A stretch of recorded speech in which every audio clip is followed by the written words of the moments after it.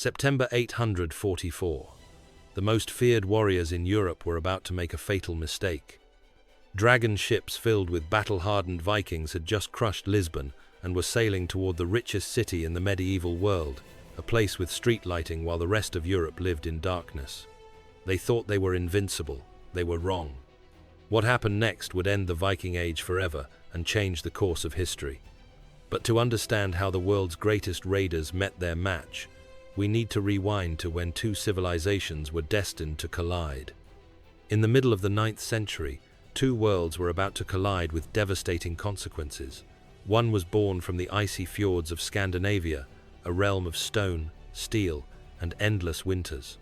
The other flourished in the sunlit orchards of Al-Andalus, where silk, science, and faith created the most advanced civilization in Europe. Picture the contrast. Viking warriors sharing mead from animal horns in firelit wooden halls, while Cordoba's scholars translated Aristotle in marble libraries with running water. Norse jarls counted wealth in arm rings and cattle, while Andalusian merchants traded Chinese silk and African gold through the world's most sophisticated economy. But the Vikings had no idea what they were about to face. By the 830s, Viking raiders had already struck Rouen, burned Hamburg, and sailed up the Seine to menace Paris itself, forcing Frankish rulers to pay tribute just to be rid of them. But in August 844, something unprecedented happened. The largest Viking fleet ever assembled, over 100 longships carrying 5,000 warriors, appeared off the coast of Lisbon and crushed the city in a matter of hours. What happened next would shock the medieval world. Here's what most people don't understand about the Vikings. They weren't wild barbarians throwing themselves at enemy shields. They were the most sophisticated naval force of their time, with military tactics that would impress modern special forces commanders. Consider the longship not just a boat, but a revolution in warfare. These vessels could carry 80 warriors, travel at 15 knots, and here's the genius part, be carried overland between river systems.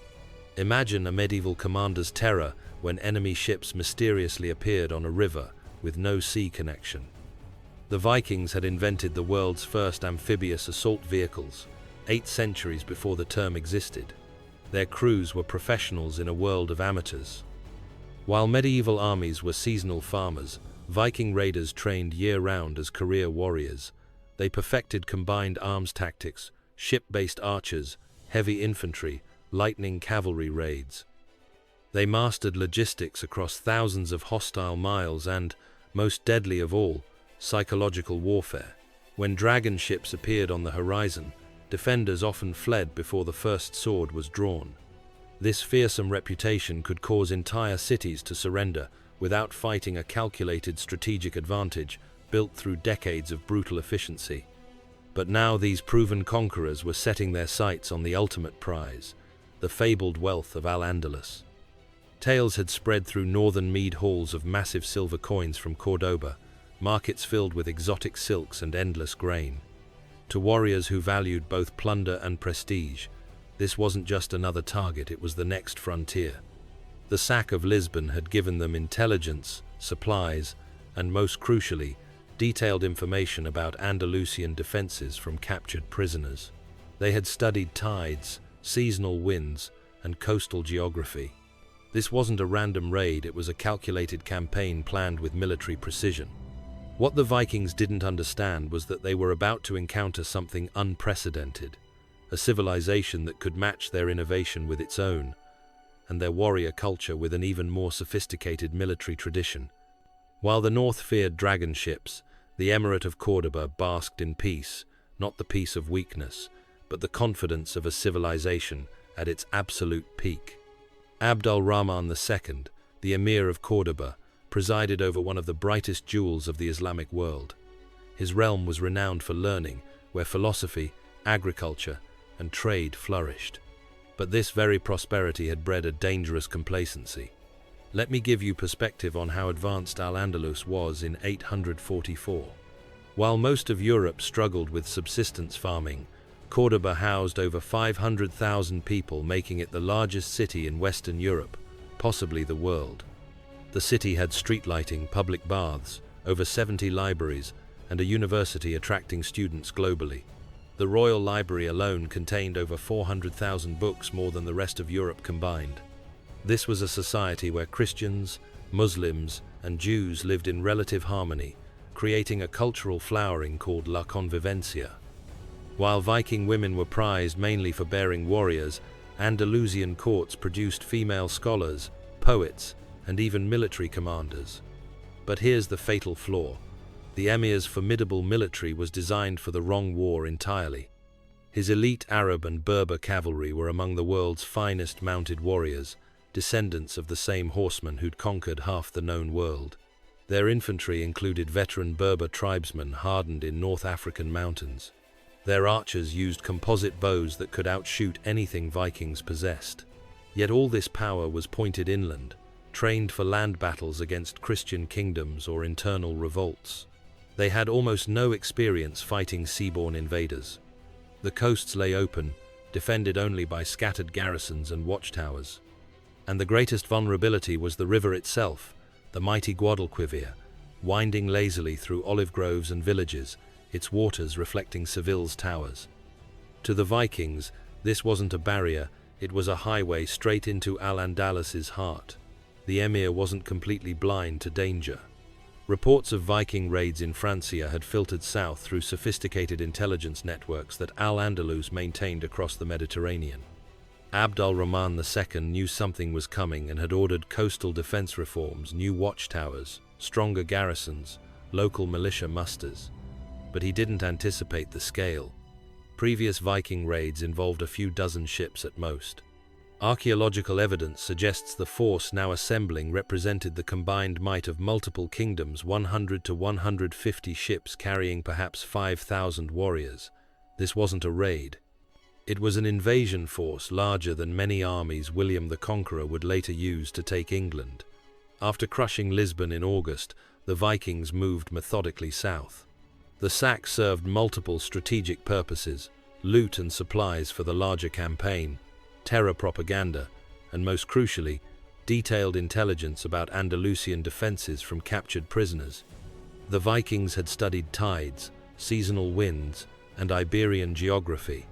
This wasn't random violence, it was a calculated campaign planned with modern military precision. When the full fleet finally appeared off the coast in September, these defensive precautions proved hopelessly insufficient.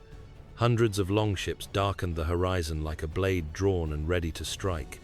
They slipped past weak coastal defenses and turned into the Guadalquivir's mouth. The trap was set. The Golden Gate of Al-Andalus lay wide open.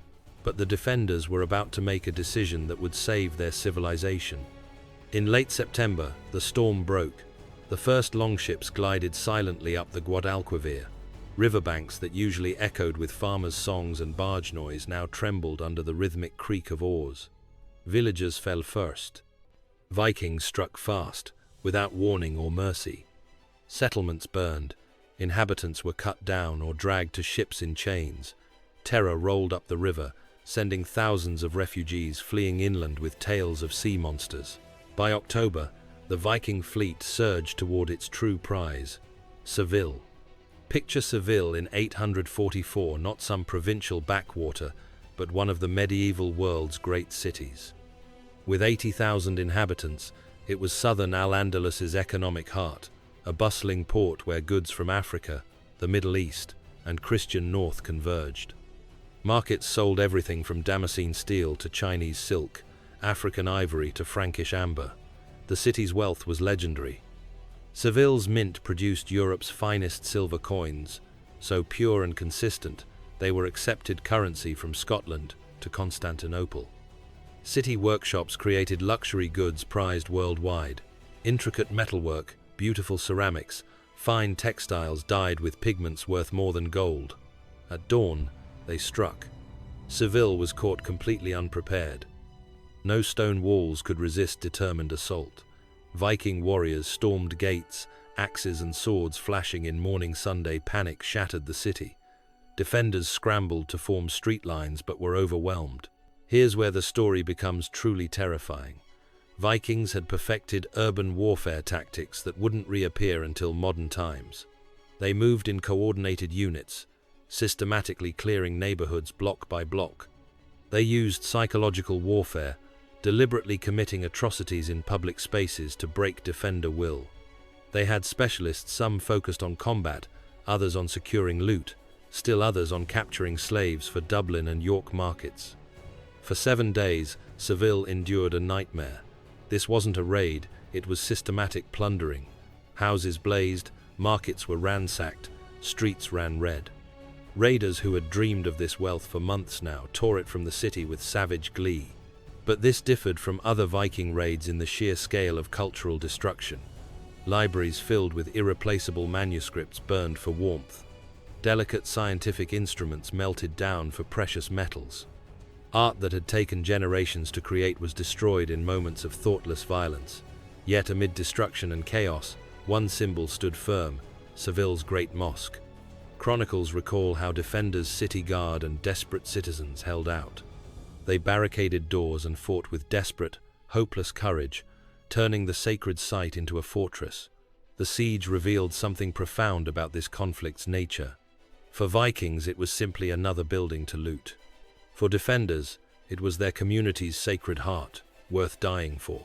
This wasn't just clashing armies, it was clashing civilizations, each fighting for completely different concepts of what made life worth living. The city fell, its wealth was pillaged, its people enslaved. Vikings, their ships now sitting low with plunder, celebrated in smoking ruins.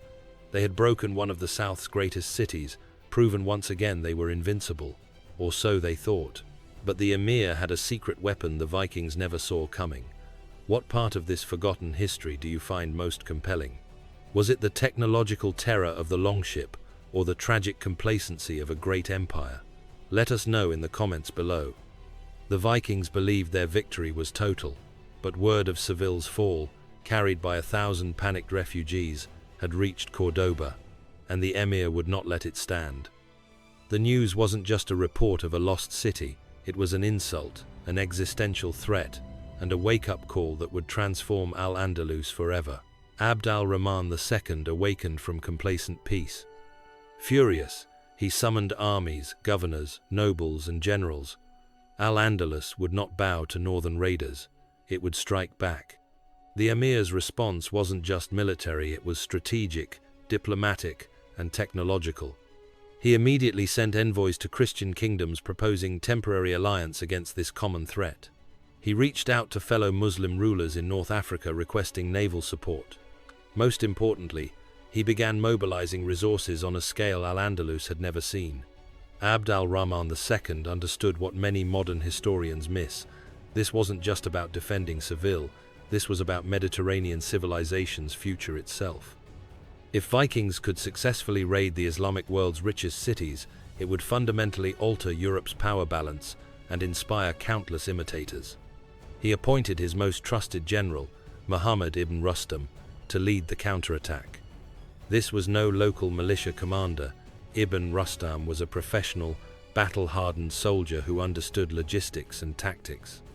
He marshaled the Emirates' full-power cavalry, disciplined infantry, skilled archers, and drove them south toward the river with cold, calculated purpose. But Ibn Rustam did something brilliant that shows Andalusian military thinking's sophistication. Instead of simply marching south to besiege Vikings in Seville, he studied their tactics and developed specific countermeasures. He recruited local fishermen and river pilots who knew every Guadalquivir bend and shallow. He positioned supply depots along the route and established communication networks using signal fires and mounted messengers. Most importantly, he understood that the Vikings' greatest strength, their mobility, could be turned against them. But then something happened that would change everything. The decisive clash came on the Guadalquivir's banks. Vikings, overconfident and slowed by plunder, were still in the area, but the Andalusians were waiting. What happened next was a masterclass in medieval naval warfare that deserves study in military academies today. From riverbanks, arrow storms rained down on longship open decks. Raiders, so used to being attackers, were now targets. Then came fire. Andalusians launched fire ships, small vessels packed with flammable material and set ablaze, drifting down current to crash into Viking fleet wooden hulls. But this wasn't random destruction, it was carefully coordinated operation exploiting every Viking tactical weakness. Ibn Rustam had positioned forces at a narrow river point where Vikings couldn't maneuver effectively. He timed the attack for low tide, when longships would be grounded and vulnerable. Most brilliantly, he used Vikings' own success against them. Their ships were now so heavy with loot they couldn't achieve usual speed and agility. Fire ships were genius strokes borrowed from Byzantine naval tactics. These weren't just boats set on fire, they were precision weapons loaded with naphtha, petroleum-based incendiary that burned even on water. When these blazing vessels crashed into the Viking fleet, they created an inferno spreading ship to ship, turning the river into a corridor of flames. The longships, so effective in surprise attacks, now became traps. Crews were caught in perfect kill zones, pinned between riverbanks swarming with disciplined soldiers and waters filled with flames. Muhammad ibn Rustam's cavalry cut off any Viking landing parties trying to escape to shore, while archers riddled their ranks. Chronicles speak of slaughter. Over 500 Vikings were cut down in fighting. 30 ships, fleet pride, were captured or destroyed by fire.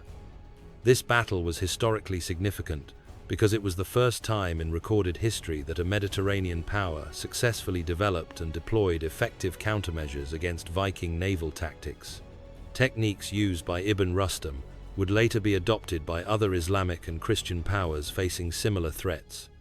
Panic spread through raiders, formations collapsed, hunters had become hunted. Those captured faced no mercy. Nearly 400 were taken prisoner, but weren't ransomed. They were paraded through Cordoba streets as humiliation symbols, then publicly executed, a brutal warning to any others who might dare test the Emir's strength. The public execution of Viking prisoners was calculated psychological warfare. Abd al-Rahman understood that Vikings' greatest weapon was their invincibility reputation. By displaying these northern warriors as defeated captives, he sent a message echoing across the medieval world. Al-Andalus was not a victim to be plundered, but a power to be respected and feared. If you think this incredible reversal of fortune deserves to be heard, share this story with someone who loves history. The few Vikings who survived fled back down the river and out to the open sea, their dreams of easy conquest shattered.